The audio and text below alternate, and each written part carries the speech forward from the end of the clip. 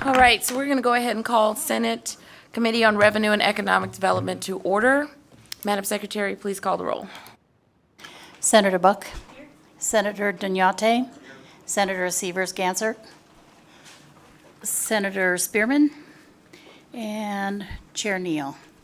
Here, please mark Senator Spearman present as she arrives, and the same as Senator Gansert.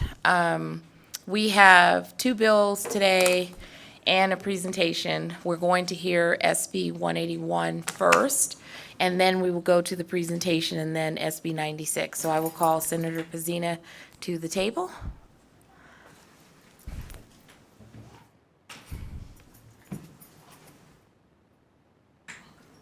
All right, when you're ready, let me know.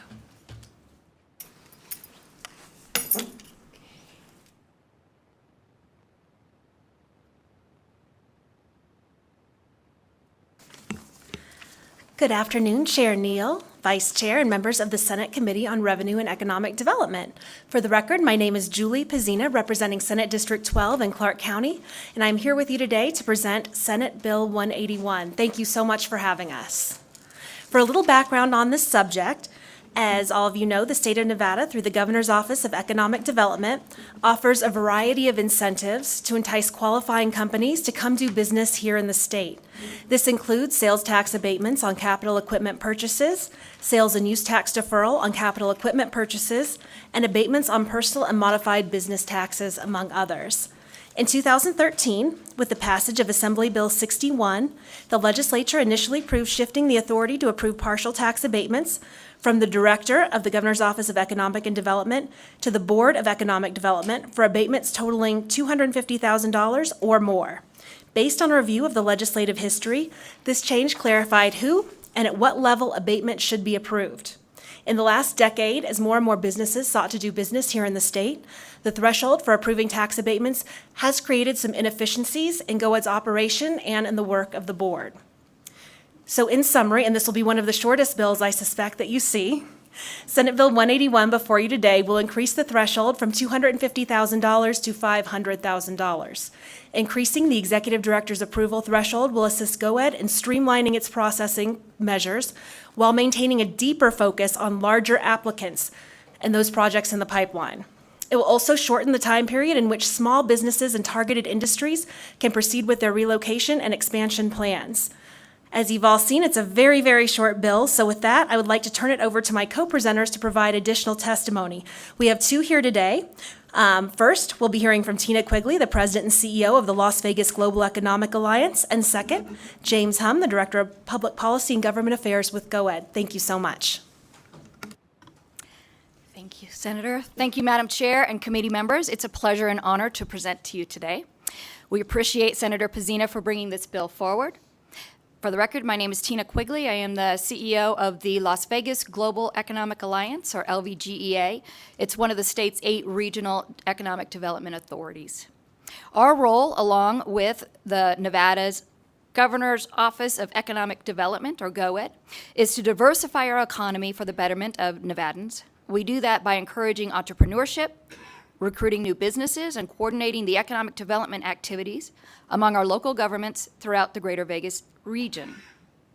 The reason the state, regions, and local partners place so much emphasis on economic development is because it directly correlates to the economic and social well-being of the people who live here in our state, whether that be by creating an increased standard of living by cultivating higher income careers, generating new innovative jobs, providing opportunities outside of just gaming and hospitality, creating tax revenues that lead to improved infrastructure, or fostering an environment that spurs entrepreneurship. Overall, focusing on bringing and expanding businesses that employ Nevadans and that sell at least 51% of their goods and services outside of our state, and in doing so, they generate new state and regional tax revenues that are then reinvested into our communities. As mentioned by Senator Pezzina, the dollar value threshold has been stagnant for 10 years, and certainly inflation has eaten away at that value and, in effect, diminished the ability to quickly benefit small businesses and industries to us here in Nevada. In fact, as the state's largest regional economic development authority, we combed through the last 2 years of applications and identified only 2 applicants that fit under the $250,000 abatement threshold. In both circumstances, those small businesses could have had the opportunity to establish their business and expand jobs to our market in a much quicker fashion and in nearly half the time if this proposal were to be in place. In fact, both of these businesses provided letters today for today's hearing supporting the senator's proposal, and they do so because they believe SB 181 can afford other companies like theirs to benefit from these amendments, even while they themselves don't stand anything to gain from it since they are already here.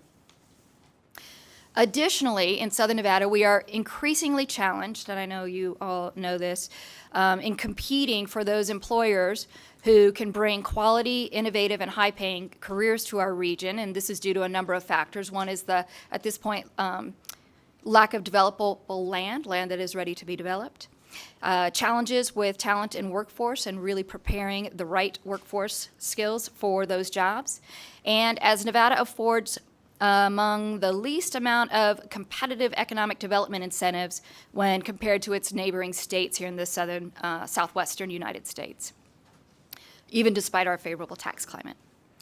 We are grateful for the senator's vision to provide a sensible update that would support primarily small, independently owned and operated businesses and do so in a way that does not modify Nevada's state-directed metrics and measurements in which applicants must meet to receive consideration for a possible partial performance-based tax abatement.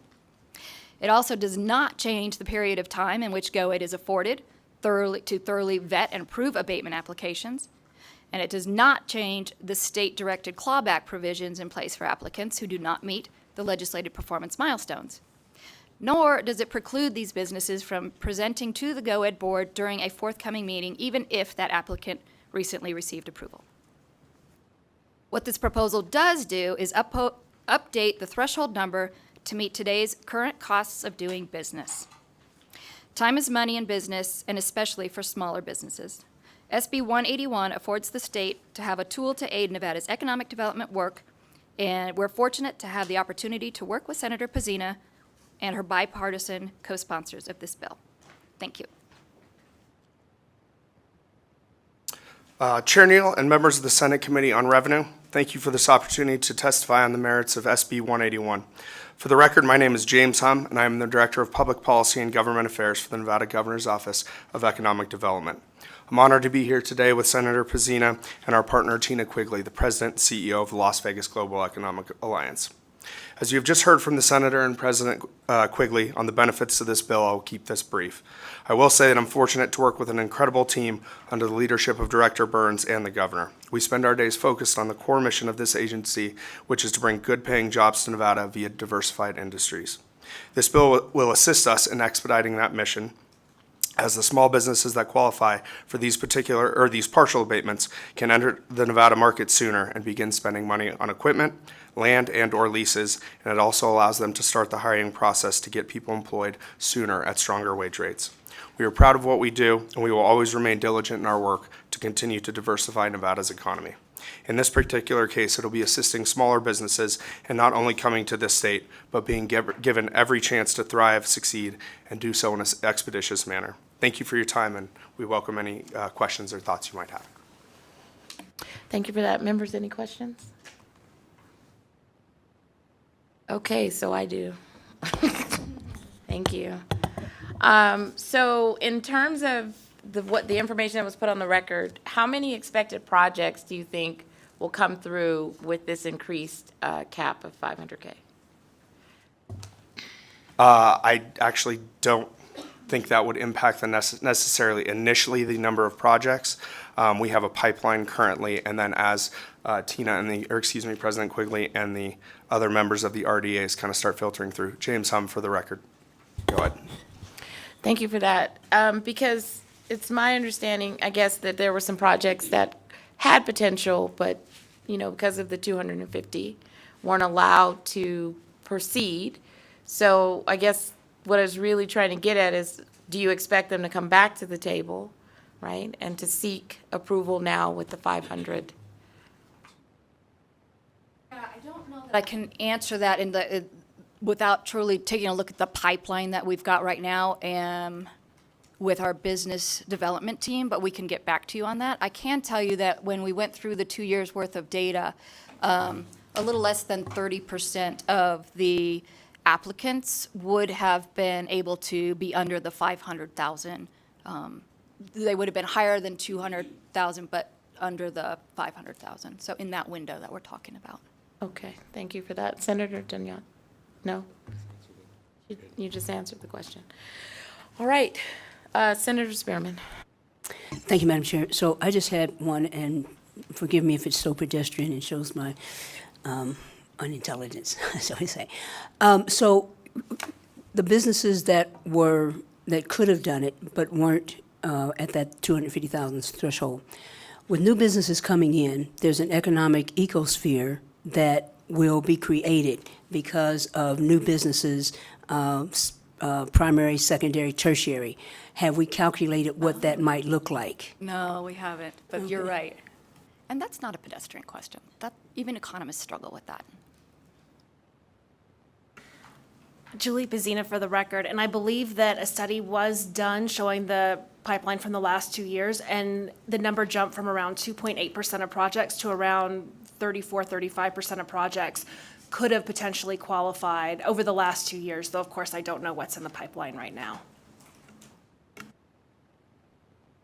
So more poignantly, I'm thinking about how we're moving into a broader spectrum of energy.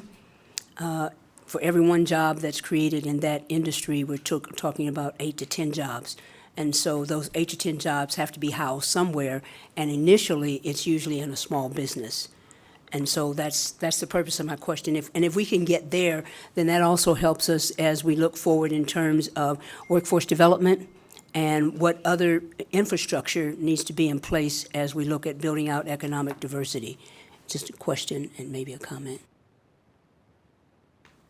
For the record, Tina Quigley with the LVGEA, and I'll comment that certainly you are right. One of the values of bringing in new companies that mostly sell their goods outside of our state is that they also have the supply chain. A lot of supply chain type jobs will come along, ancillary jobs. So you're right, there's a concentric circle that stems from each one of those companies when you get a significant company in your economic development ecosystem.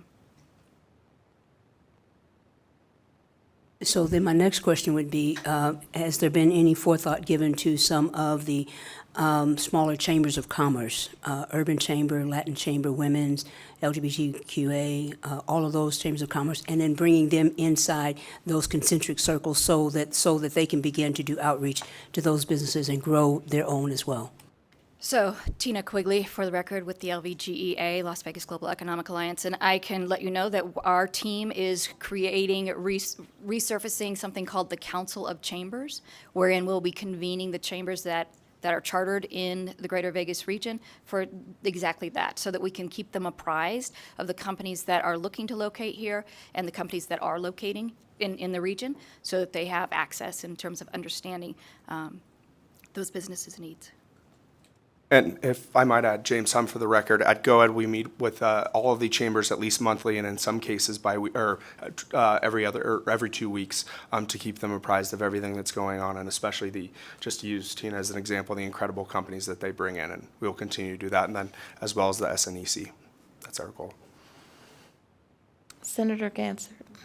Thank you, Madam Chair. And kind of going back to the threshold, the companies right now that are under 250,000 are deemed approved by the office, and so we're really just moving that number because otherwise, if you were above 250, there was another process by which you could get the partial abatement. So this is sort of streamlining the process for the smaller businesses. Is that correct?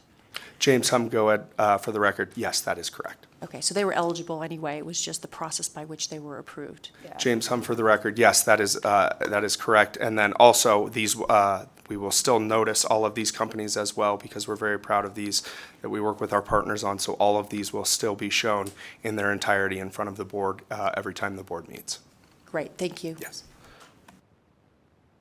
Thank you for that. So I just want to ask one final question, but it's to Mr. Hum. So, as we move in this direction of focusing on smaller to mid-size businesses, I want to ask, is GoEd considering really just kind of staying in this position of focusing on small to medium-sized businesses? It's kind of like if somebody said, check the temperature of the room, right? And all of the lack of interest in the larger size abatements. James Hum, go ahead for the record. Certainly conversations are to be had. I will work with Director Brown and yourself and of course the governor's office to really, so to speak, check that temperature, and we're open to conversations. But we will absolutely continue to work on the mid-size and smaller level businesses. Thank you for that. All right, so we will go open up for support to SB 181. Fill in all three chairs, please.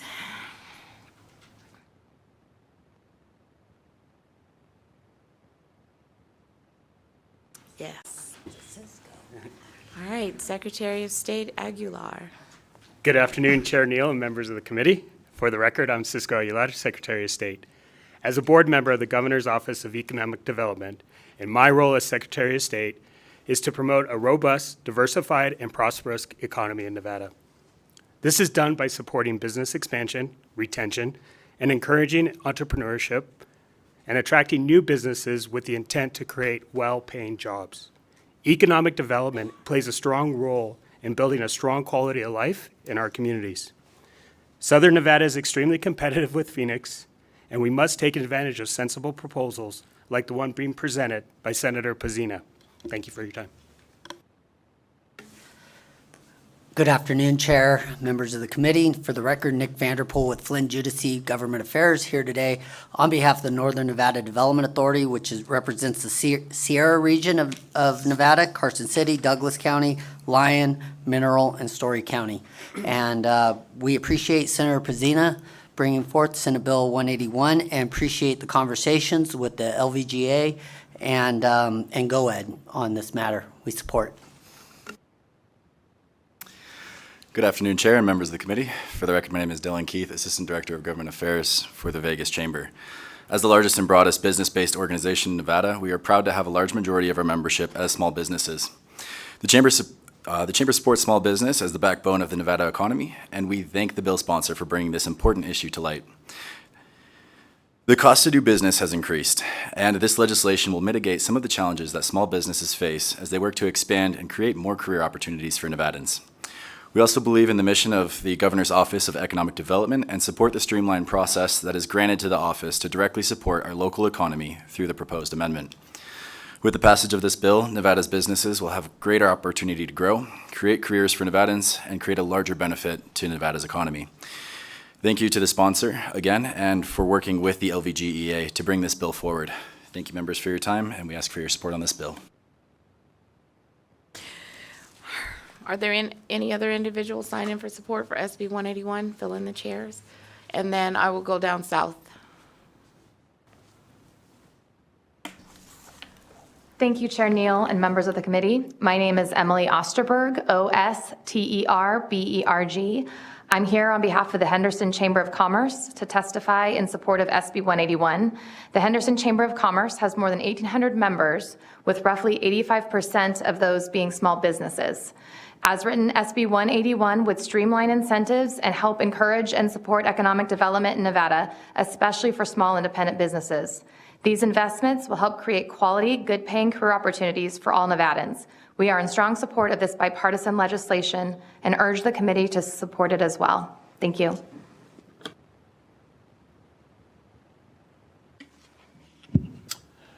Good afternoon. My name is Jason Soto, Jasonsoto. I'm the general manager of View Studios in Las Vegas, Nevada. View Studios is a virtual production and technology company focused on providing a range of innovative products and services to the film industry. I am here on behalf of the entertainment industry, specifically for film and media, and most importantly, as a recipient of economic development incentives offered by the state of Nevada. It's been an integral part of our strategy here in Nevada. The projected cost savings from the support of these initiatives has allowed View Studios to hire a greater number of full-time employees, supporting the governor's initiative for providing more Nevadans with long-term work and career opportunities. Additionally, as we continue to look at Bill SB 28, we know that we will have more small businesses coming to Southern Nevada to support the growing entertainment, film, and media industry. We ourselves are projected to add 20 full-time employees with an average wage of $35 per hour over the next 2 years of operations. As we know, Nevada's pro-business climate provides not only our company, but many small businesses that are supporting the film and entertainment industry with a sustainable location for ongoing growth. And we need to know that Nevada is going to be in a position to enhance its ability to be more economically competitive as we continue to work to close the time frame in which these applications are approved. As we know, time is money in business, and this is a tool that does not cost Nevada money or shift its vetting process and is able to aid Nevada's economic development as we continue to move forward in the future. Thank you. Thank you for your testimony. I'll come back up to Carson City. Good afternoon, Madam Chair and members of the committee. For the record, Mindy Elliott, representing the Economic Development Authority of Western Nevada today. And I think from the perspective many of the previous speakers have already provided some of my comments, I just want to certainly thank Senator Pezzina for this piece of legislation, the LVGEA, and certainly GOED as providing leadership and as we move forward. Thank you very much. Thank you. Next. Good afternoon, Chair Neal, members of the committee. Francisco Morales here on behalf of the Latin Chamber of Commerce. Just want to echo all the great testimony that's already been said. The Latin Chamber fully supports this bill. I think we got to remain nimble to be competitive.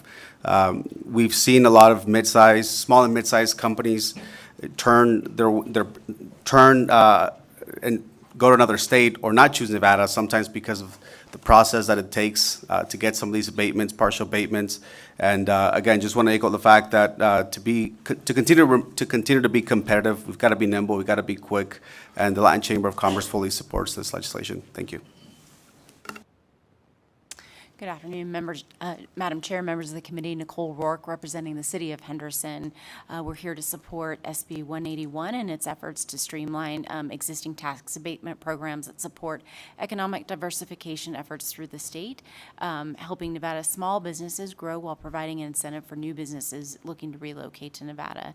In Henderson, tax abatements have supported the growth of local small businesses such as Lithion Battery, Sunshine Minting, and Safeline Defense. These three expanding businesses will create over 500 good-paying jobs in Henderson. This common-sense bipartisan legislation would provide more opportunities for local small businesses to receive state support for their expanding operations. In addition, as Henderson's economic development team actively recruits good-fit businesses, tax abatements play a critical role in a company's final decision-making process. Recent businesses attracted to Henderson include Airgas Safety, MTech Manufacturing, and Maristar Insurance. These three relocating businesses will create over 700 good-paying jobs in Henderson. Simplifying the process by which a company is considered for abatements will better assist economic developers in recruiting companies to Henderson, thereby creating good-paying jobs and spurring investment in the local economy. Thank you for listening to our support of SB 181. Thank you for that. Is there anyone else signed in for support in Carson City? If not, BPS will go to the phone for support. Yes, thank you, Chair. If you would like to testify in support of Senate Bill 181, press star 9 to take your place in the queue.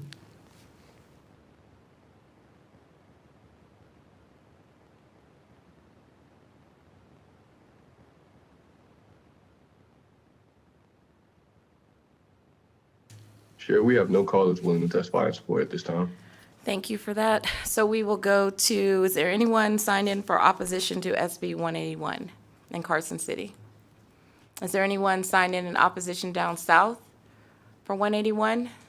Is there anyone on the phone line BPS in opposition to SB 181? To testify in opposition of SB 181, press star now to take your place in the queue.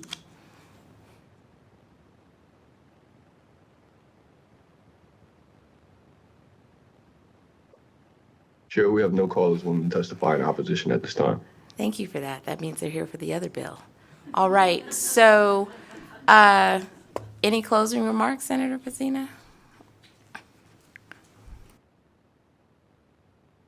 Neutral. Is there anyone in neutral for SB 181 in Carson? Is there anyone neutral down south? Is there anyone neutral on the phone for SB 181?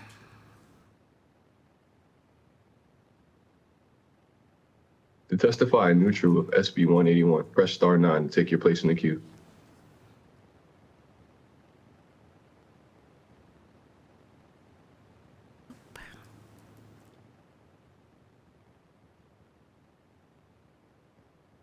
Yes, Chair, there seems to be no callers willing to testify in neutral. Now, Senator Pacina, closing remarks.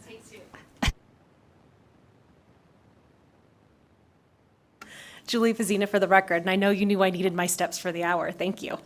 In closing, I really just want to thank you, Chair, and to thank everyone on the committee for taking the opportunity to listen to testimony on behalf of SB 181. And when it comes to thinking of small businesses, I hope that you have an opportunity to bring this to work session later this session, and I would urge your support. Thank you so much.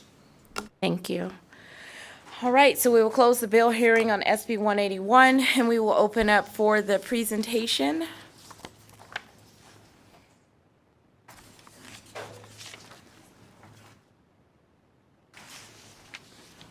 So Nevada Department of Taxation and the assessors.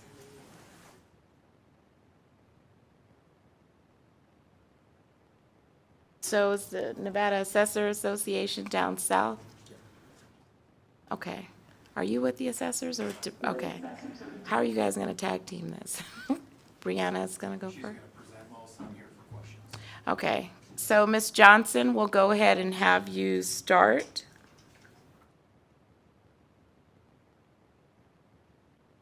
Thank you, Madam Chair and members of the committee. This presentation, I think we've given a couple of sessions just to try to educate you all as to what it is the assessor does and try to explain what the assessor does not do. And maybe it'll help you as you prepare for Senate Bill 96. So I will start. And I do have Andy Heiser, who is the president of the Nevada Assessors Association. He is up north with you all, and I am down south here. And can you all see the presentation? Yes, we can. Okay. And just in case I didn't say it, I'm Brianna Johnson, Clark County Assessor, and I'm going to go ahead and get started with the presentation. And that is what the assessor does. And the assessor is required by Nevada law to discover, list, and value all real and personal property within their county. And most of this presentation today is going to include real property, not so much the personal property side. Property tax is governed by statute, NRS 361 and NAC 361. So everything that we do, we have to follow the law that when we do it. And of course, you all make those rules and laws for us. So thank you. Tax roll dates. The secured roll lien date is July 1. We operate on a fiscal year, starting with July 1 through June 30th of the following year. The unsecured or the personal property roll is from May 1 and closes on April 30th. However, it has the same lien date as July 1 as the secured roll, meaning anything that is in place as of July 1 is taxable for that fiscal year. NRS 361-227 is the statute that governs how we value real property within our counties. And we first determine the land value by the full cash value.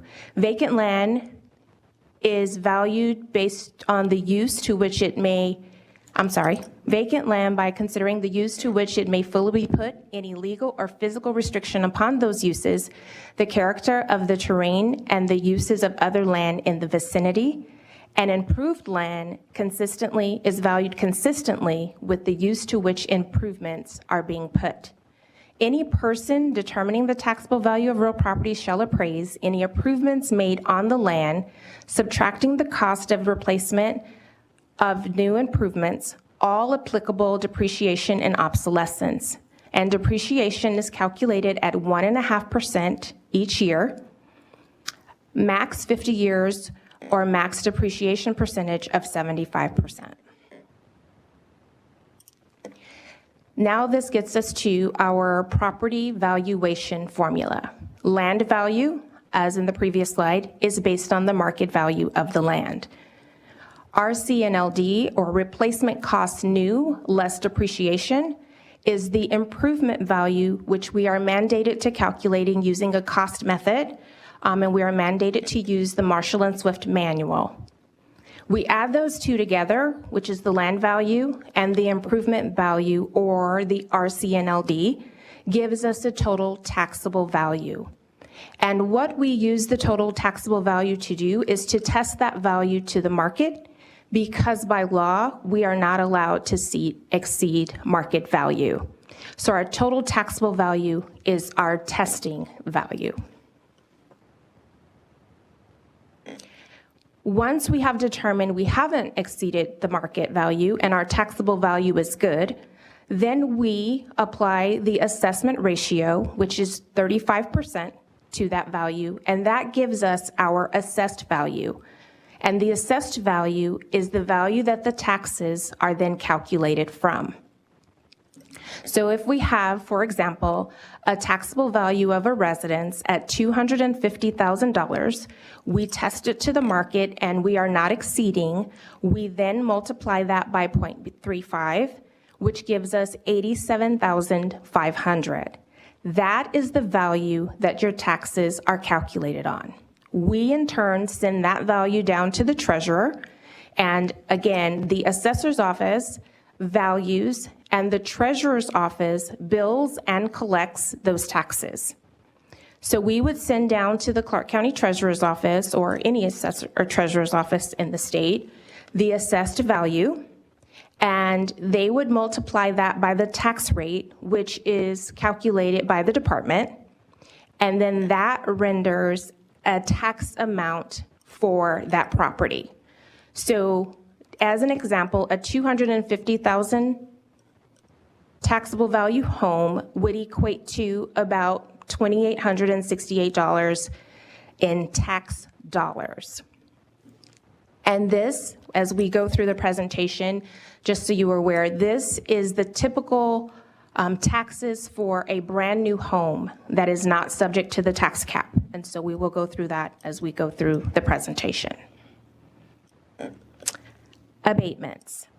There's several abatements that the assessors work with. There is the tax cap abatement, which is a residential one for owner-occupied or rentals that rent at or below the HUD rates. There's also the tax cap for all other property types, anything that is not residential or your primary residence. There are economic development abatements, and then there are also energy abatements. The tax abatement law took effect July 1 of 2005, and it went into effect for fiscal year 2005-2006.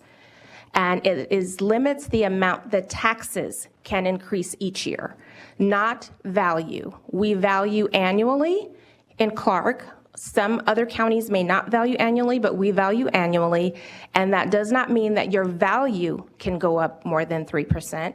It means your taxes cannot increase any more than 3% each year, or up to 8% depending on the property type that you own. Adding new value outside of the tax cap is not subject to the cap, meaning anything that is added new to a property, it is not subject to the tax cap. Property tax cap abatements are administered by the assessor's office, But again, the tax cap falls on the actual taxes that are calculated, not the value.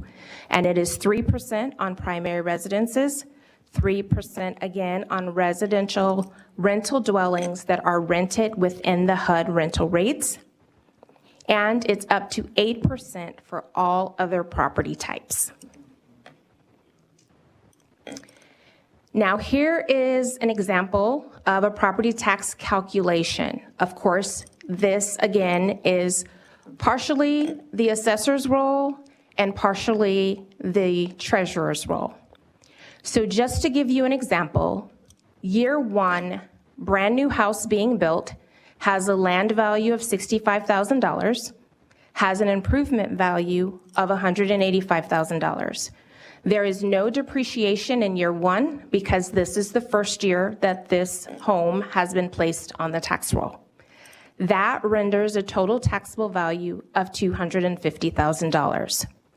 The assessment ratio, again, is 35%, giving us an assessed value of $87,500. Multiplying that number times 100th of the tax rate gives us our taxes as assessed at $2,868.43. First time the home is on the roll. Now we fast forward to year two. Land value has increased slightly, hypothetically in this case, and so has the improvement value. However, in year two, there is some depreciation on the improvements because now the home is 1 year old, meaning it has a depreciation of $3,300, bringing our total taxable value to $296,700 in year two. We then take that times 35%, and the assessed value is now $103,845. The assessor's office would then send that value down to the treasurer. They would in turn apply the tax rate and calculate the taxes as assessed first. So taxes as assessed would be $3,404.25. But because there is a tax cap in place, the treasurer would say, what did they pay in taxes in the previous year, which is the $2,868.43.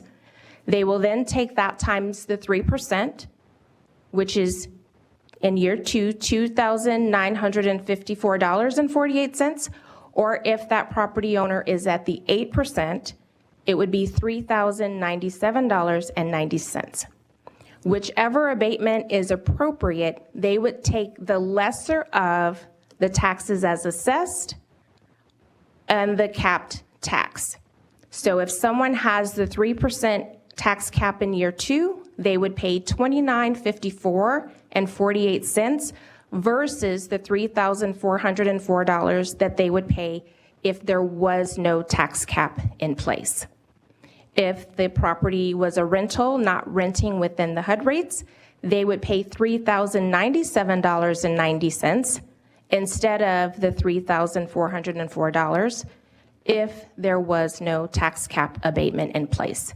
So the tax cap is a savings, whether you're at 3 or 8, to not pay taxes as assessed. Are there any questions on that? Does that seem pretty clear? Is everyone okay with how that works? Yes, Ms. Johnson, thank you. Okay, thank you.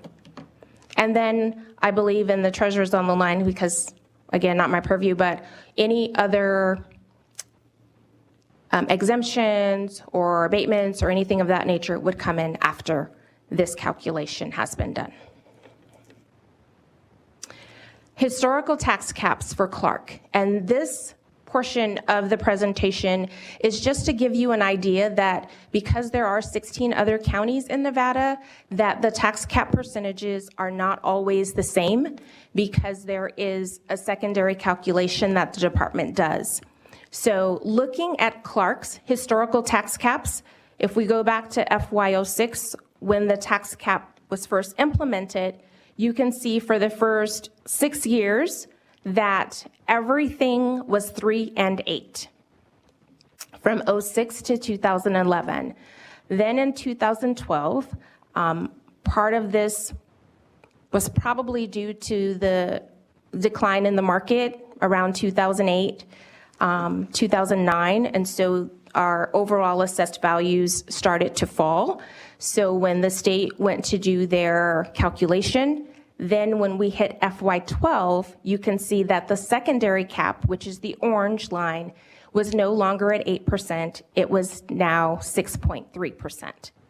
And then FY15, you can see it's still lower than the 8%, but the primary tax cap is still at 3. Fast forward to FY15, you can see that both primary and the secondary cap are both at 3%. Everyone got the same tax cap in that year. And FY16, 3.2% was the secondary cap, just slightly over. And FY17 was 0.2%, meaning taxes barely changed for anyone, whether it was your primary residence or the other property type. And now you can see as we move forward and values are continuing to increase, that rolling average of 9 years or the 10-year is starting to bring us back up, meaning in FY23, we are now back to that 8% tax cap for the secondary property types and 3% for your primaries. And then if we look at Washoe, you can see that their tax cap percentages look a little bit different than what Clark's percentages look like. If we go back, you can see that the first 6 years, we were strictly 3 and 8. But then you can see for Washoe, and after 5 years, they were at 7.7 in FY11. But again, fast forwarding to FY17, they too were at the 0.2%. And here we are now in FY23, we're back to the 3 and 8%. The next slide shows historical tax caps for Story County. And you can see that Story County did not reach anything less than the 8% until FY16, unlike Washoe and Clark. And they didn't even reach the 0.2% that Clark and Washoe met in FY17. And then here they are, they reached in FY20, going back to the 8% for the other property types sooner than Clark and Washoe. So all of the tax cap are not always the same for all counties, so I just wanted to point that out in the presentation to show you what that looked like. Ms. Johnson, can I ask a question right here? Yes. So when you look at Washoe, Clark, and then Story, those years, FY11 through FY17, well, FY11, we were in the recession, and then there was still a recovery, correct? Yes. And so FY17, we have an anomaly that happened. It looks like it was Washoe and Clark, but not necessarily, can I see Story?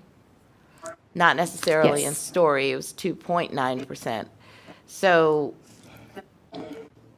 it's my understanding inflation affected that 0.2, but in Story, why didn't it go to the 0.2 like Washoe? Is the treasurer on the line, or do you know? That would actually be the Department of Taxation, and I do believe Jeff Mitchell can comment on why that is, as they are the ones who determines what that secondary tax cap is. But I do believe it had to do with the CPI, or the Consumer Price Index, but I will let Jeff Mitchell with the Department of Taxation comment on that. I'll have Mr. Nakamoto. Thank you, Madam Chair. For the record, Michael Nakamoto, Chief Principal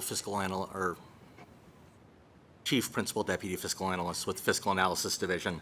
The members actually do have, and it is available in Nellis, a set of tables that was prepared by fiscal staff that kind of go through the calculation of the tax caps going back to their inception in FY 2006. And if you look at specifically on page 2 of Table 2, there is the calculation of the caps for all 17 counties for FY 2017. And the way that the formula works for the alternative cap is that it's a two-part calculation. And the first part is the greater of 0. The 10-year average change in assessed value, or 2 times the consumer price index from the previous calendar year. So for FY 2017, it would have been the change in the CPI for calendar year 2015. So if you look at that, you'll see that everybody has in that orange column 2 times the CPI growth rate, the 0.2%, but you have some of the counties where their 10-year average change in assessed value was greater than the 0.2%, such as Story County. In that instance, Story County was at 2.9% for that number, and that's why their cap for FY 2017 was at 2.9. Clark County for that fiscal year was a minus 2.7, therefore they go to the 0.2%. And then Washoe County, similarly, their average assessed value change over the 10 years was flat, so they also went to the 0.2%. Thank you, Mr. Nakamoto. You can continue, Ms. Johnson. Thank you, Madam Chair. Other abatements that the assessors somewhat administer or that are given to us to apply to the parcels are economic development abatements, and these are administered by the Governor's Office of Economic Development, which I believe some of them you just heard from, pursuant to NRS or Nevada Revised Statute 3610687. It allows for partial abatement up to 50% of taxes imposed on personal property for a period of 1 to 10 years for certain new and expanded businesses which make a significant capital investment based on the population of the county or city where it is located. There are also energy abatements. This is also administered by the Governor's Office of Energy pursuant to NRS 701A. This allows for partial abatements of certain property taxes for certain buildings and structures which meet certain energy efficient standards. It includes green buildings, renewable energy facilities, and businesses and facilities using recycled materials. On July 1 of 2021, the Green Building Tax Abatement Program was discontinued, but there are still 10 years remaining on those projects approved for FY23. New values outside of the tax cap. This, again, is administered by the Assessor's Office. It's pursuant to NRS Statutes 3614722 through 47.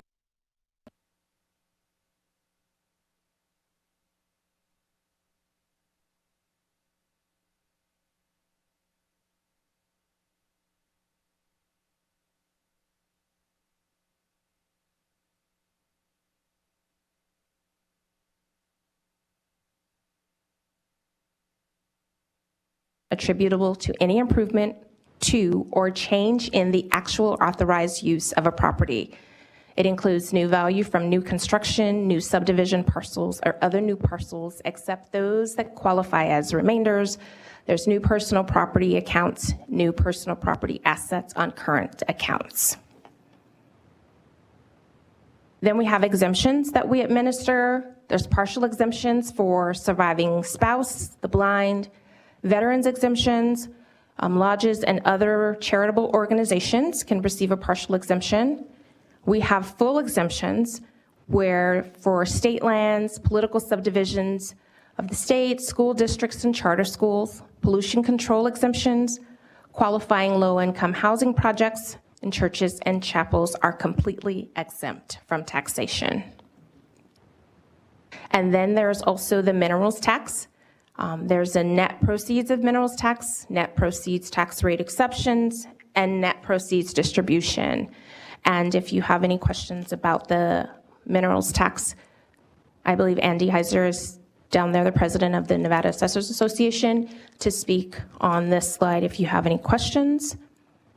And that would conclude my presentation as to what it is the assessor does, how we value, how the tax caps are calculated, and what exemptions, partial exemptions, and abatements we offer.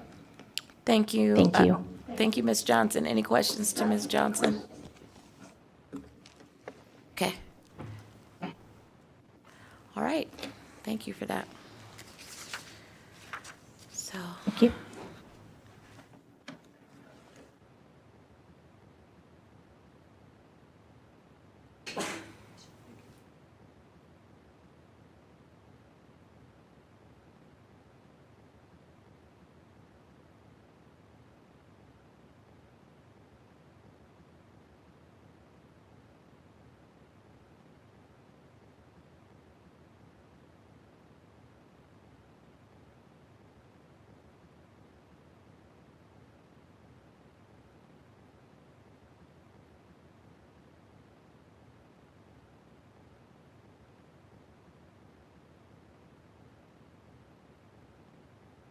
Okay.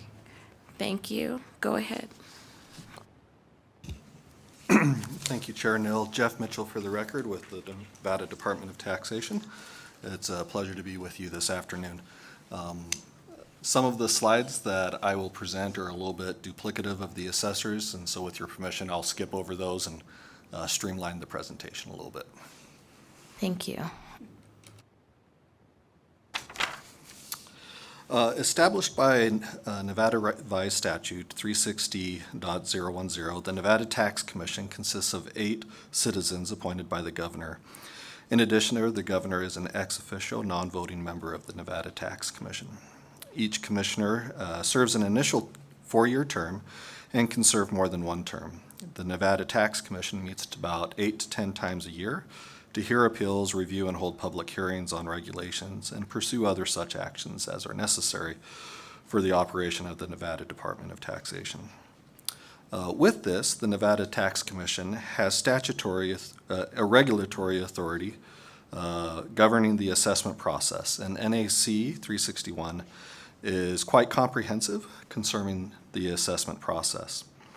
The Nevada Tax Commission also develops improvement factors, manuals, guidance, agricultural values. We do the tax cap calculation and a variety of different other publications each year to ensure uniformity and equalization and to aid in the property tax system. With this, the Nevada Tax Commission also conducts a ratio study each year, which measures the uniformity of assessment throughout each county. As mentioned by the county assessors, the ratio by statute is 35% of taxable value. Statute and adopted regulations require that the statistical measure of assessments in a county be in the range of 32% to 36%, using the median and also looking at other measures of equalization. The Nevada Department of Taxation conducts this ratio study to ensure that equalization and conformity. If assessment statistics fall outside of that range, the Nevada Tax Commission may order an adjustment or reappraisal of values. In this slide, I was an attempt to show how a lot of the key players within the property tax system interact and interplay with each other. One involvement or one step by one party has effects on many different parties. Within the Department of Taxation is the Division of Local Government Services. A little bit of what we do. We value property for property tax purposes of an interstate or intercounty nature. These include railroads, airlines, power companies, gas companies, and so forth. We also value the net proceeds of minerals, as well as we've established the property tax value for mines. The mines are valued exactly in accordance with other locally assessed property according to NRS 361 and NAC 361. We then submit those valuations for mine properties to the assessors where they bill and collect those taxes, or to the treasurers of the various counties where they bill and collect those taxes. In our oversight function is in the Division of Local Government Services. As mentioned, we do the ratio study as well as providing guidance to assessors on various issues as well as we have a staff of 4 members that review the county budgets or the local government entity budgets for all the jurisdictions. This is a list of the different publications that are available on our website that aid in the assessment process for the assessors as well as information for the public. With the complexity of the property tax system, a good working relationship with the counties and state between the assessor's office and my office is very requisite.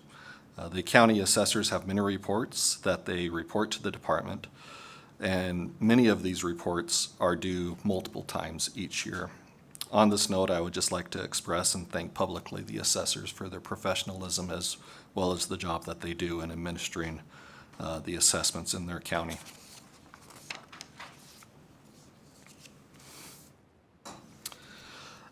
The Constitution of Nevada guides the principle and it establishes the property tax system by establishing a uniform and equal rate of assessment and taxation for all property, real and possessory, except for mines and mining claims, which are established elsewhere in the Constitution, and that's net proceeds of minerals as well as the property tax upon mines.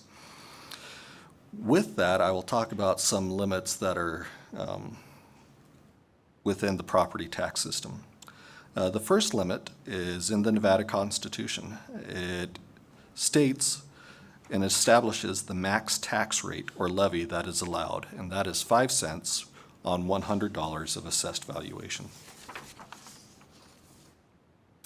There are further statutory constraints. The first one is NRS 361.453, and this establishes that the tax rate or the tax levy must not exceed $3.64 on each $100 of assessed valuation. There are a couple of exceptions to this rule. Many of those are if a local government entity falls into severe financial emergency, and then those limits are at different levels.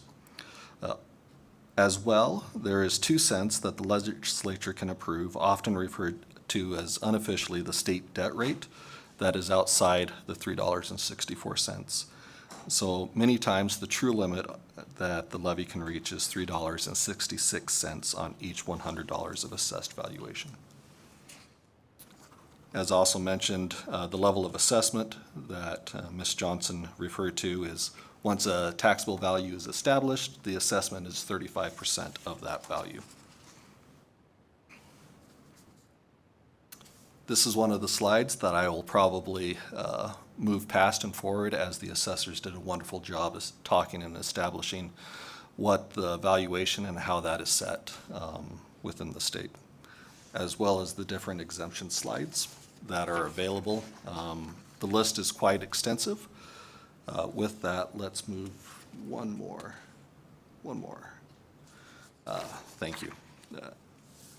On our website and in a couple of different publications available is the full list of different property tax exemptions that are available on all different types of property. As well as is established every biennium, there is produced by the department the tax expenditure report, where to the best of our abilities we establish what the cost of those different exemptions and abatements are. I would like to take a moment to talk briefly on what the difference between an exemption and an abatement is, because sometimes those terms are used synonymous, but within the valuation and the assessment process, they really aren't. Exempt from taxation, that alters the assessed value. That means that there is not a tax levy established against that assessed value. An abatement is an abatement after the taxes have been established. So an easy way to think of it, an exemption affects assessed value while an abatement affects taxes. The tax cap, as Ms. Johnson again talked about, the actual calculation of that is established by the Nevada Department of Taxation. There are 2 different reports published by the department. One is a preliminary tax cap, which is established in early February, which aids in the budget projections for the various local government entities. After all the reports are established from the assessors and received by the department, the final tax cap is published each March for the upcoming fiscal year. And again, this slide was fairly well covered. So with that, I am here to answer any questions. I also brought the actual tax cap from last year, which was established, and I can bring that up if you would wish to discuss that in any further detail. Thank you for that. So let me see that slide. The tax cap. Oh.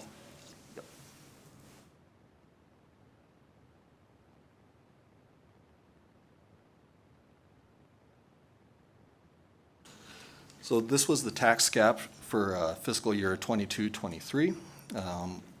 What we do is we look at the 10-year average of the various moving average growth rate for the different counties and establish that rate, as well as calculate what twice the CPI is. So as you can see on this slide, the CPI change from year over year was 4.7%, so twice that was 9.4%.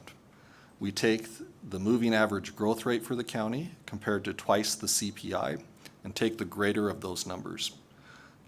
That is then compared to 8%. And then we take the lesser of 8% or whatever that calculation comes out to be. So I have one question on that. How far do your projections go for CPI, or looking at where inflation will possibly land in the future? So the tax cap calculation is kind of a, Jeff Mitchell for the record, my apologies. Thank you for the question, Chair Neal. The tax cap calculation is a backwards looking calculation. So it is the CPI. We don't personally provide projections on what the tax cap will be into the future. Okay, so you just look back the 10 years. Yep. Okay, thank you for that. Any questions? Okay, seeing none, thank you for this presentation. I appreciated it. So we will go ahead and close the presentation. Thank you, Ms. Johnson, down south, for your presentation. We will go ahead and open the hearing on SB 96.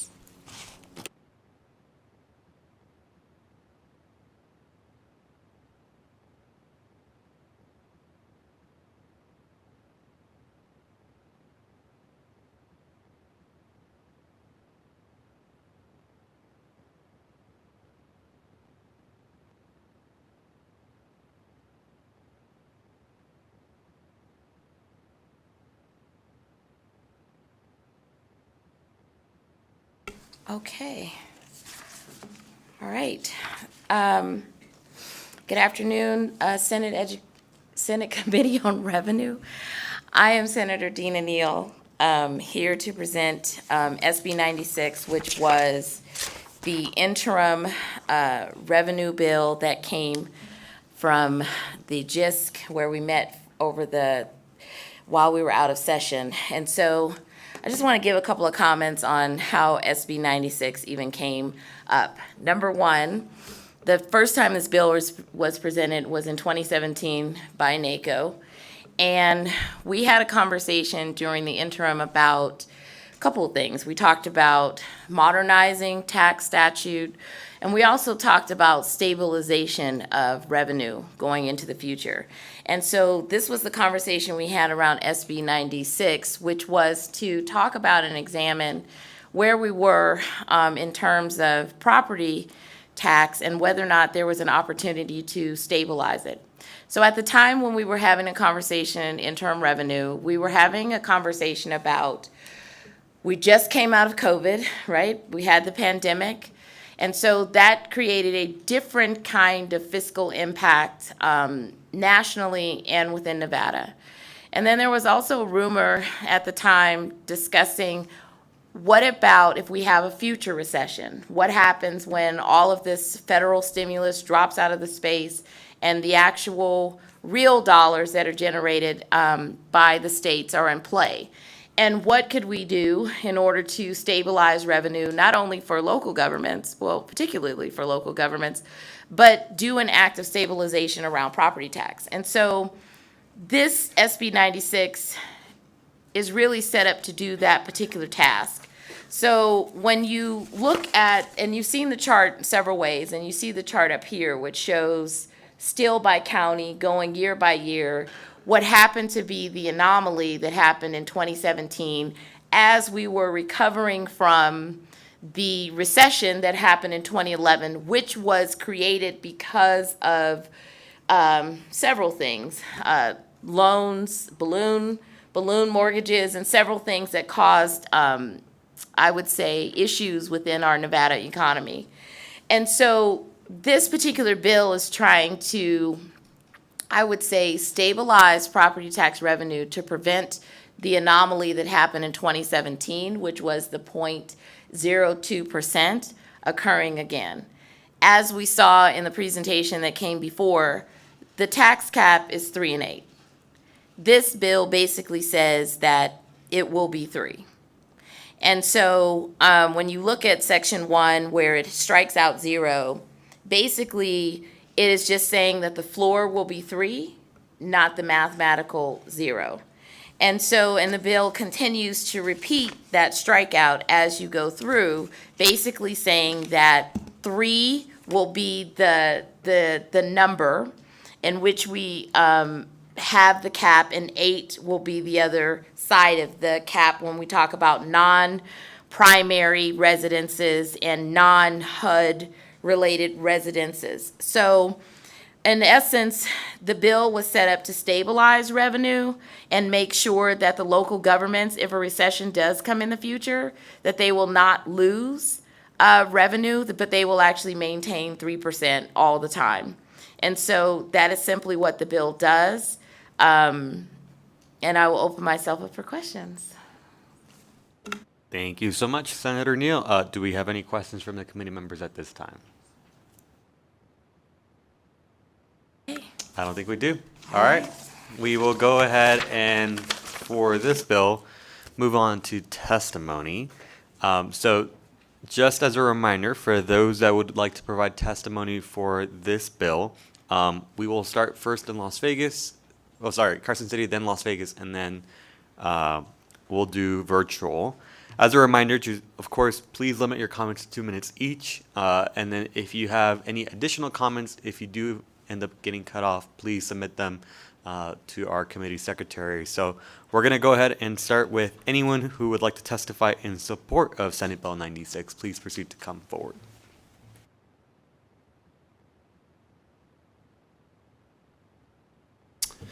Thank you, Vice Chair Dunyate, members of the Senate Committee on Revenue and Economic Development. My name is Vincent Guthreau, last spelled G-U-T-H-R-E-A-U, first name Vincent, V-I-N-S-O-N. I serve as the Executive Director of the Nevada Association of Counties, whose members are all 17 of Nevada's counties. As mentioned, SB 96 mimics a bill that NACO brought in the 2021 session. We thank Senator Neal for sponsoring this common sense legislation that brings even further stability and predictability to our most stable sources of local government revenue, which is property tax.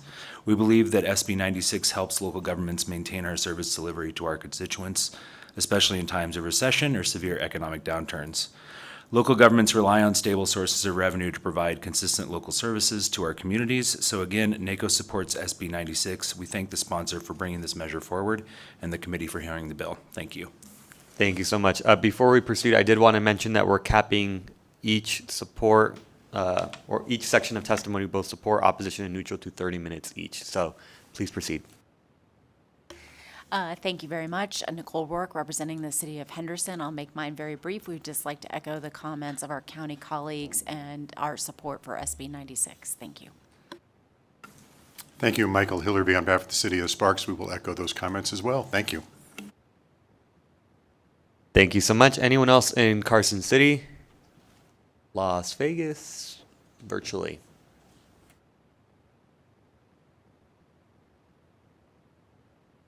Thank you, Chair. To testify in support of Senate Bill 86, press star 9 to take your place.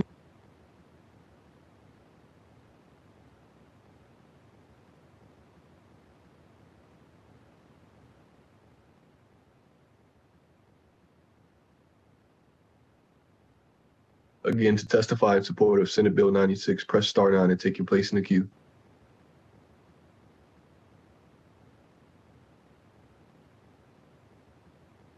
Chair, there are no callers willing to testify in support at this moment. Thank you so much. At this time, we will go ahead and move on to opposition testimony. Is there anyone in Carson City that would like to testify in opposition to Senate Bill 96?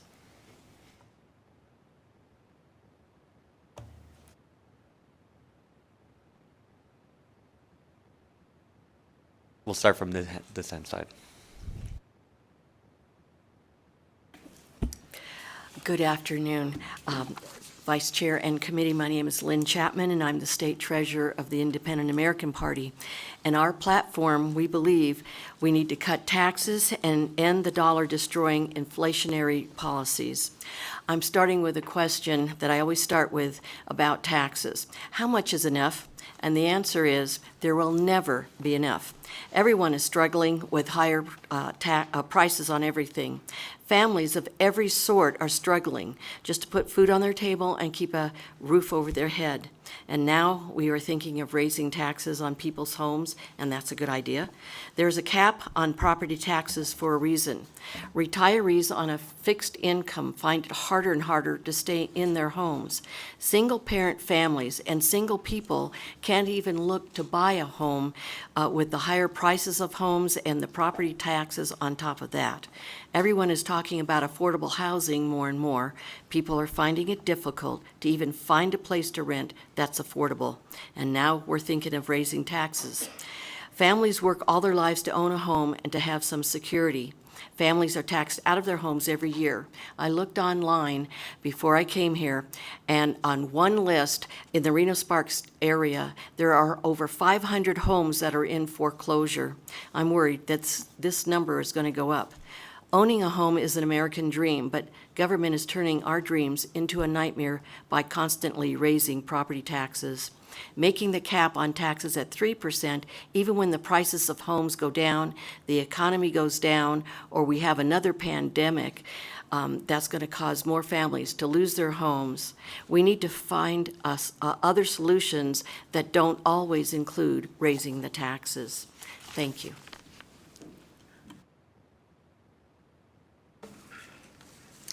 Mr. Vice Chairman, members of the committee, my name is Janine Hansen. I'm the state president of Nevada Families for Freedom. I was here at the legislature in 2009 when they were reeling from the Great Recession, which particularly hit Las Vegas hard. In fact, when the housing crisis and the credit crunch hit, the economy was paralyzed and unemployment skyrocketed, hitting almost 15% in 2010 as the area led the nation in foreclosures. We saw this last few days, the crash of some of the banks. The government is now bailing them out. That will mean massive increase in inflation. Right now, the real numbers on inflation, according to shadow government statistics by John Williams, are about 15%, not what the government reports, because they changed their manner of calculating it back in the 1980s, so they don't include everything. We hear that this bill is supposed to stabilize taxes for local government. Who stabilizes income for people that have lost their jobs, who are underemployed, or who have never gained employment again since COVID? Now, I shared this with you last week, but I'm going to share it again because I think it's very important. According to the Institute for Policy Innovation in the United States, the total U.S. tax burden, including federal, state, and local taxes and hidden taxes, is equal to 56% of the annual personal consumption spending. 56% is more than a person spends on housing, food, healthcare, transportation, education, and recreation. How can people possibly take care of themselves and our families when government takes 56% of our income? Government taxation is a major cause of family financial distress. No wonder more and more people are slipping into poverty. We are concerned about those that are homeless, but as these foreclosures increase, as property taxes increase, we will continue to see more and more families that are homeless. Inflation is a hidden tax caused by the excessive federal government spending, and we are all suffering right now from that. We don't need increases in our property taxes. We want to stay in our homes and take care of our families. Thank you so much for your Thank you. comment. We'll move on to the next person, please. Thank you, Chair, and members of the committee. My name is Wiz Rizard, Deputy State Director with American for Prosperity here in Nevada, and on behalf of thousands of activists, we urge you to oppose Senate Bill 96, which looks to revise the formula for calculating partial abatement. It takes it from allowing properties to be under 3% to starting it at 3% and no more than 8%. To be quite frank, this is simply another attempt to increase taxes and take more of a hard-earned money from recovering Nevadan families and businesses. It is regressive as it hits the hardest those individuals and families who are least fortunate. If your goal is to help low-income families, we suggest you consider 3 things that would unlock economic opportunity so families can get ahead. First is rein in and reform burdensome housing, land use, and zoning regulations. Number 2, eliminate cronyism and tax subsidies for billionaires and major corporations. 3, cut taxes and spending and remove barriers that stand in the way of Nevadans pursuing economic opportunities. SB 96, more importantly, per our Constitution, requires the legislature to vote 2/3 to vote any new taxes or increase. This is a very interesting way of bypassing that. However, we stand firm in ensuring that every Nevadan is well represented. This bill should be reconsidered as a spending cut. When we talk about stabilization with government, if families have to cut their budgets, I think government should do the same. And instead of looking for more revenue, I think we should be revising on how we can get rid of wasteful spending here in both local and state government to ensure that we are stabilized in that capacity. And more importantly, please vote no on SB 96. Thank you.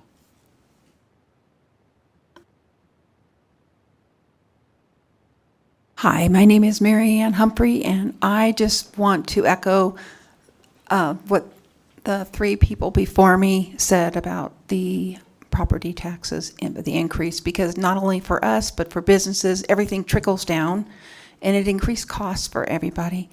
And I just think with everything going on, institutions falling apart, we don't need any more hardships for anybody. So anyway, I just want to echo what 3 people before me said. Thank you. Thank you so much, ma'am. Let's go to Las Vegas.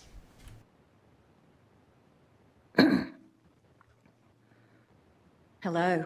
Good morning, afternoon. My name is Susan Proffitt. I'm the Vice President of Nevada Republican Club, and I'm here today to represent Nevada Legislative Action Committee. And first, I'd like to thank you all for your service. As I was listening to the young lady explaining the taxes, I thought, boy, she must have done well in math. I certainly didn't. But I do appreciate all the work going into it, but I cannot agree with passing the bill. In fact, I'm disappointed that Nevada Senate would put forth a huge tax increase at the worst possible moment in our recent history. It is policies like this that sent Nevada and the country into the worst economic nosedive since the Great Depression. These are not normal times, so we cannot do business as usual without harming the community further. Because I suspect paying an additional $400 tax on a $500,000 home would be a hardship for most people today. Eventually, residents could be taxed out of their homes, as others have mentioned, or even the state. Many people are already moving. So you need to know what many residents are saying. And I'm going to be gentle here and apologize in advance for her words. I have changed a couple. She says, I am sick of corrupt, greedy people. This government is putting their foot on the necks of the people. They will fall just like Rome. I'm writing, the writing is on the wall. I hope they repent as soon as possible. These are pretty strong words from her that reflect the sentiments of many Nevada residents today. So we humbly request that you reconsider passing this bill and raising taxes to cover any other bills this year. And it isn't they who will fall like Rome. It is Nevada and America. We're already suffering. Regardless of one's economic status, rich and poor are paying at least 15 to 30% more for just about everything as a result of the high inflation rates and increased medical costs, astronomical gas and egg prices due to the inflation Thank you so much caused for by your Democrat comment. policies. Let's go ahead and move on to the next one if you wanted to make your comments and Excuse me, my testimony. 2 minutes wasn't up. That is a 2-minute mark. We are going to go ahead and proceed to the next one, please. I Is apologize. there anyone else Thank in you. Las Vegas that would like to proceed? You can submit your testimony in writing. Seeing none, BPS, is there anyone virtually? Yes, Chair, thank you. To testify in opposition of SB 96, press star 9 to take your place in the queue.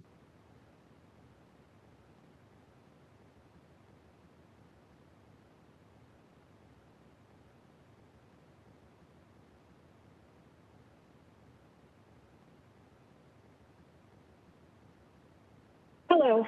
Thank you to the Vice Chair and members of the committee. My name is Alida Benson, A-L-I-D-A-B-E-N-S-O-N, Executive Director of the Nevada Republican Party, testifying in opposition to SB 96 on behalf of the Nevada Republican Party. Nevada does not have a revenue problem. It has a spending problem. It is outrageous that this bill, which would target Nevada families who are already suffering under the heavy burden of out-of-control cost of living increases, is even being considered.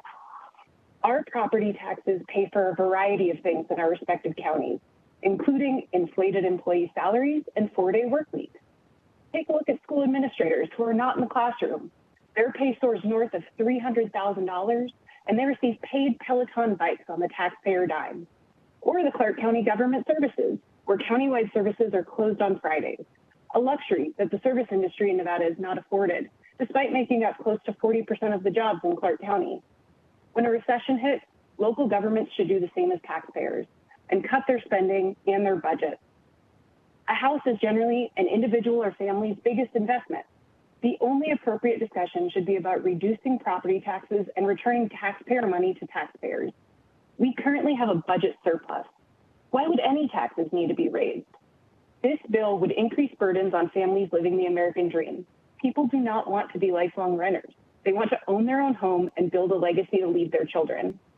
Furthermore, this bill targets our seniors who often live on a fixed income. You need to look no further than the example of Illinois, where the drive to reset and restructure property taxes has led to uncapped property taxes, and property taxes are often more than a mortgage. Get the government out of the way. Stop targeting Nevada families. On behalf of Republicans and taxpayers in the state of Nevada, we urge you to just say no to SB 96. Thank you.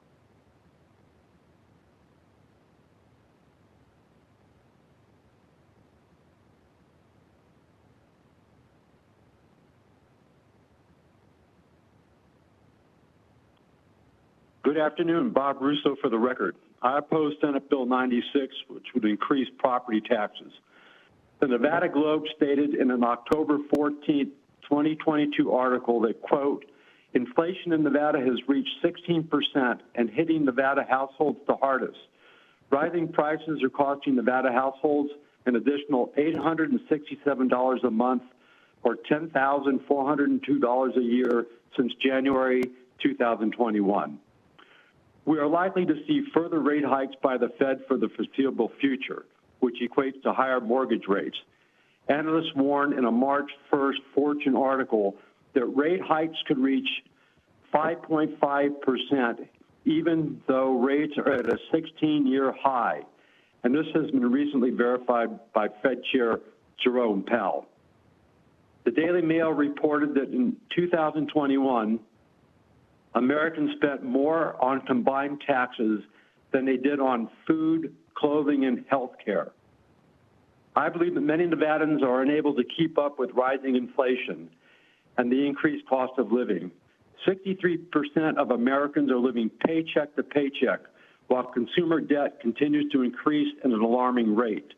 As Nevadans, we must budget and live within our means to make ends meet, especially those on fixed incomes. Yet proponents of this bill want to raise property taxes at a time when people are barely getting by. Perhaps it's time for the state to join everyday Nevadans in reducing everyday expenses instead of raising taxes. Therefore, I urge you to please oppose Senate Bill 96. Thank you very much.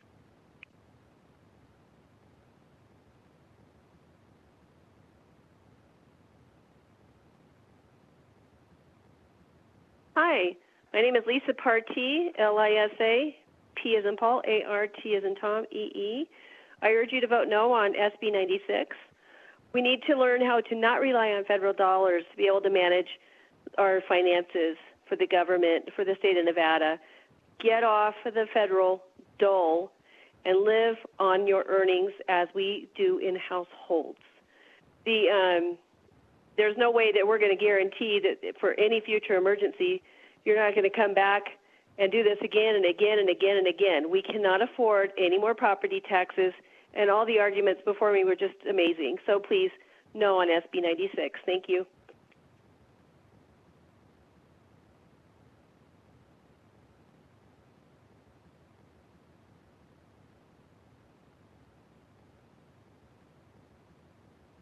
Hello. Hello. Please proceed. Okay. Hi, my name is Katie Banuelos. That's Banuelos. I'm here representing the Libertarian Party of Nevada. I want to agree with everyone who came before me, made fantastic arguments. We strongly object to putting a floor on creating a minimum annual increase for property taxes. The correct property tax amount should be 0, but when times are good, local governments will expand the scope of what they do to include services that are not actually valued by their constituents. And then when things tighten up, instead of simply raising the amount of money that they take from people, they should cut back on the services that are least valuable. Thank you for your time.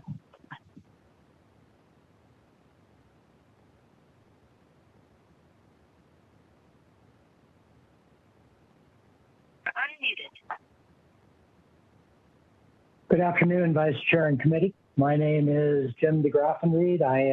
That is DeGraffenreid. I am Nevada's Republican National Committee man and here on behalf of the Nevada Republican Party. Wanted to point out that our platform states that we support those in public office who actively support and work toward lower taxes and fees and seek to reduce the size, cost, and scope of government at all levels. Government cannot tax the state or residents into prosperity.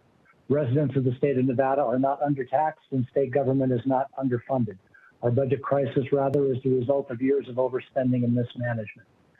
Precisely when times are difficult is when we need to be concerned about putting extra burdens on families. And certainly today, when we have a budget surplus in the state of Nevada, is not the time to be putting a minimum annual increase on taxes. Please do not support SB 96. It is not needed now, and it is inappropriate for the future. Thank you very much.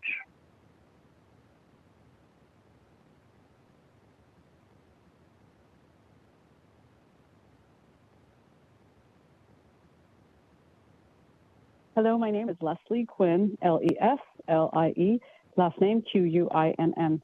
I am also a realtor, and I just want to concur with everybody that's opposed SB 96.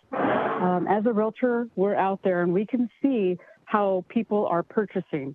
Unfortunately, a lot of people are not able to purchase. Last year, we saw between 7 and 8 increases in the interest rates. We're seeing people that can't afford to purchase a home, and now you want to pass SB, the Senate Bill 96, to increase even more taxes and causing these people that are working hard and want to purchase a home, and they can't.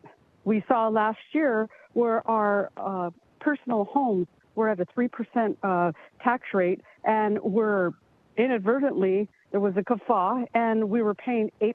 I'm a realtor. I check these things. And still, these numbers were changed by the machines at the assessor's office.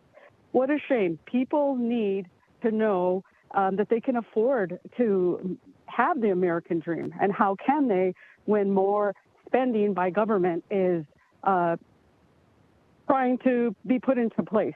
I encourage everyone, please, and I oppose SB 96, and I hope you do too. Look at the people that really want to purchase something. If we're really interested in the brown and black and different color of people. Let's help each other as humanity to meet and to enjoy the American dream. You're not doing it by spending more government money. Tighten your belts, learn how to work with what you have, and stop spending more money by creating more taxes. Thank you. No on SB 96.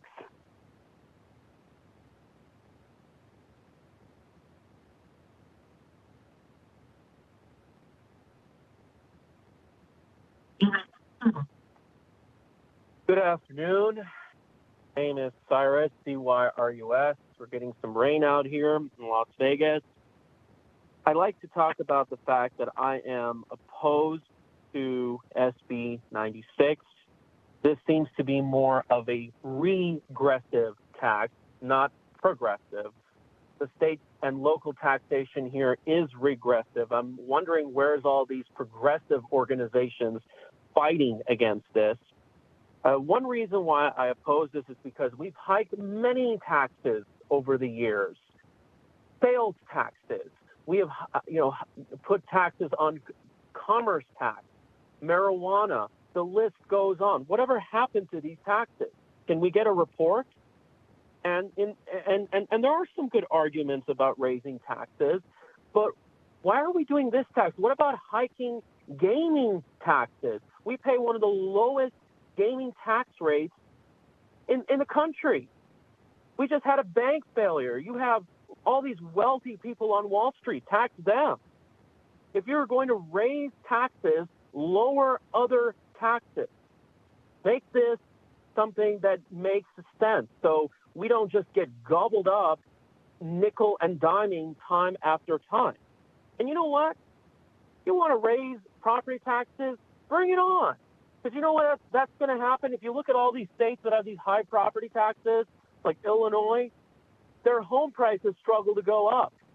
And there's a lack of boom activity, construction, because this is going to really hurt.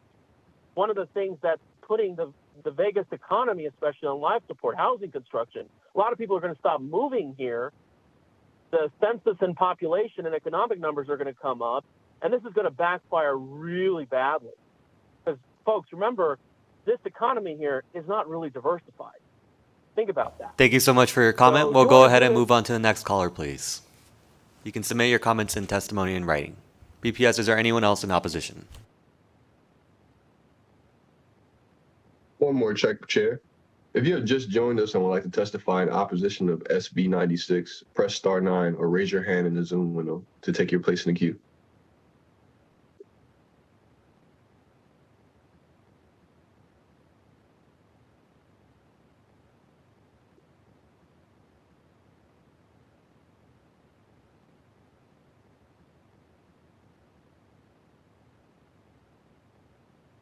Hello, this is Pauline Lee, spelled L-E-E. I'm a board member of Keystone Corporation.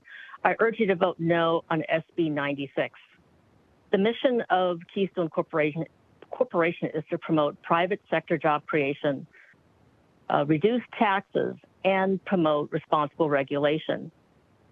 SB 96 is another attempt to raise taxes on our citizens during this challenging period of record high inflation, high interest rates, and a slow economy. The high mortgage rates have slowed our housing industry to a screeching halt. Excessive government spending and government subsidies during COVID have created double-digit inflation and have raised the cost of doing business, particularly with rising wages and the high cost of goods. Businesses in Nevada are facing challenging times, particularly mom-and-pop shops. Why is this bill being proposed to create a more depressing financial burdens on our citizens? This bill is reportedly being proposed to stabilize taxes.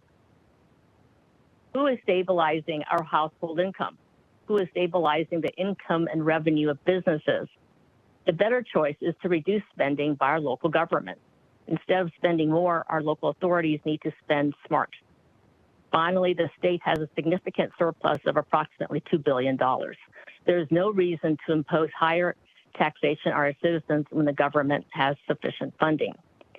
Finally, we just saw the insolvency of two big banks send shivers down our economic markets. Several large banks are also on the brink of insolvency, which will likely impact our Nevada depositors.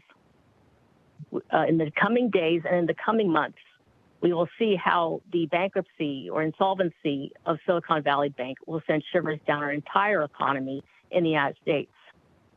For these various reasons, Keystone Corporation urges everyone to vote no on SB 96.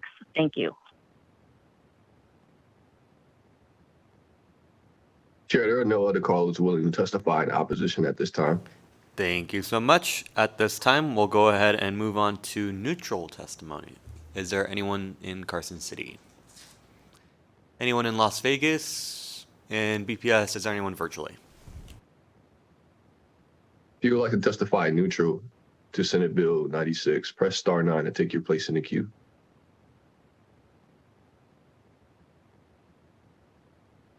Chair, there are no callers willing to testify neutral. Thank you so much. Chair No, did you have any closing remarks?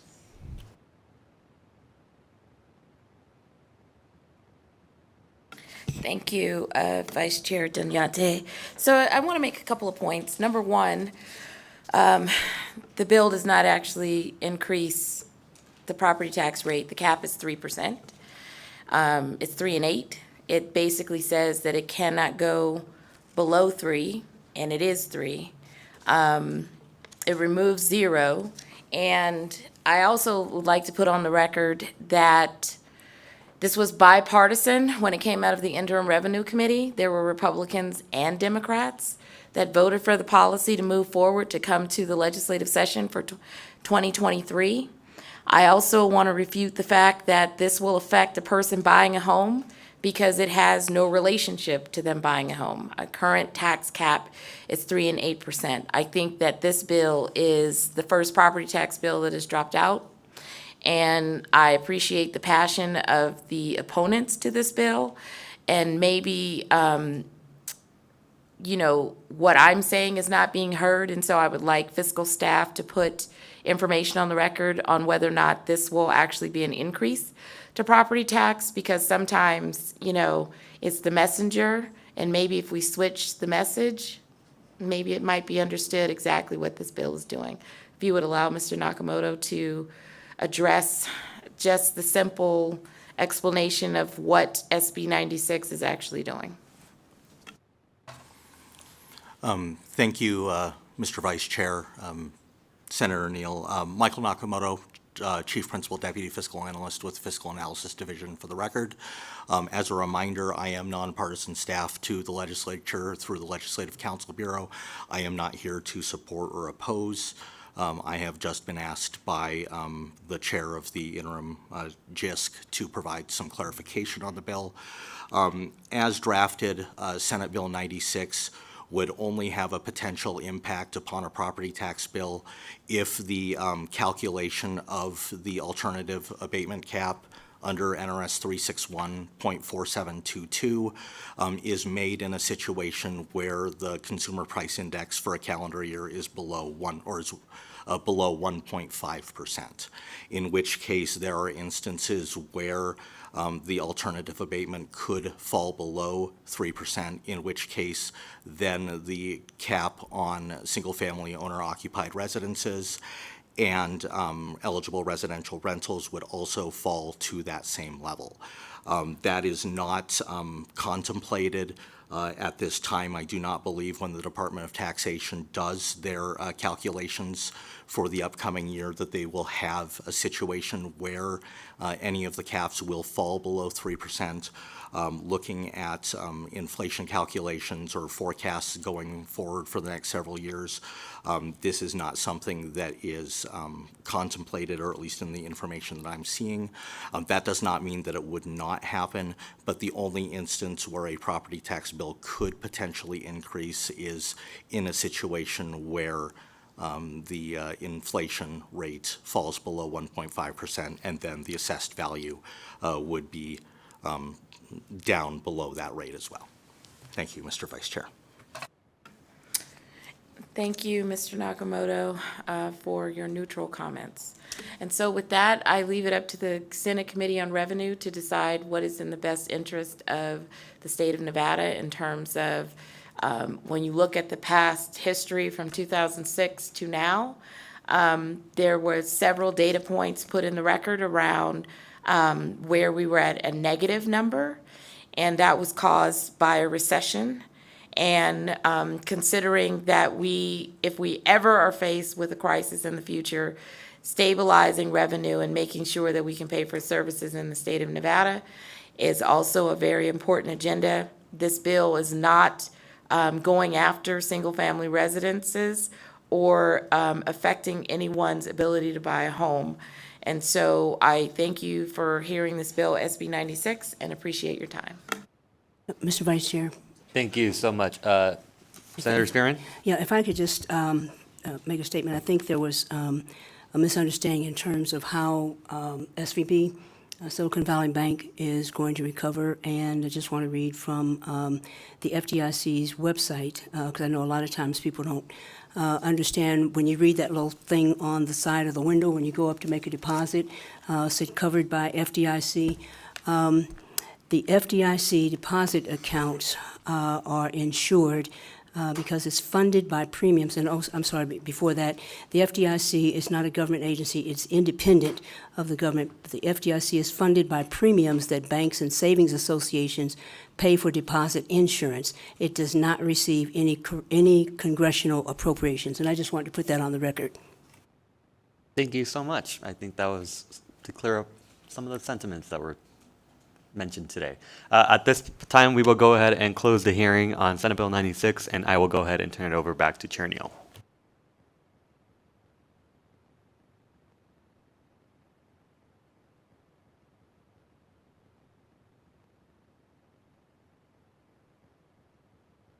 Thank you, Chair. Vice Chair Dunyate, thank you. So we will go ahead and open up for public comment. If there's anyone here in Carson City for public comment, if you'd please come to the table. Okay, seeing none. Is there anyone in Vegas for public comment? Is there anyone on the phone, BPS, for public comment? If you would like to provide public comment, press star 9 to take your place in the queue.